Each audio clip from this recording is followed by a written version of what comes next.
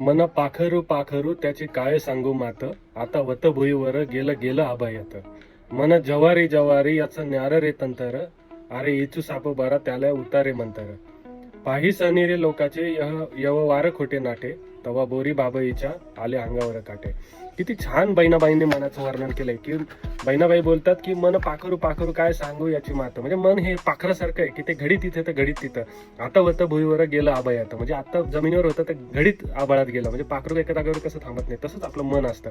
मन जवारी जवारी याचं न्यार रे तंतर, अरे इचू साप बरा त्याला उतारे म्हणतात. म्हणजे मन असं असतं ना की एका विषयासारखं असतं आणि त्यापेक्षा बहिणाबाई म्हणतात की विचू साप बरा, त्याला मंत्राने उतरवता तरी येतं पण मनाला एका जागेवर आणता येत नाही किंवा त्याला उतरवता येत नाही, कारण मन धीर भिर भिर भिर भिर भिर पळत राहते इकडे तिकडे. आता घडीत हा विचार तर घडीत तो विचार, घडीत हा विचार घडीत तो विचार. म्हणजे मनाला कंट्रोल करणं अति अवघड आहे. पाही सनीरे लोकांचे व्यवहार खोटे नाटे, तेव्हा बोरी भाबाईच्या अंगावर काटे. म्हणजे जेव्हा आपण लोकांचे खोटे नाटे व्यवहार बघतो, लोक एकमेकांना फसवफसवी बघतो, तेव्हा बोरी बाबळीच्या काट्यांसारख्या अंगाला काटे येतात. आणि अगदी हे एकदम बरोबर आहे, आपल्यासोबत पण असंच घडतं. बहिणाबाईंनी खूप छान वर्णन केलेलं आहे.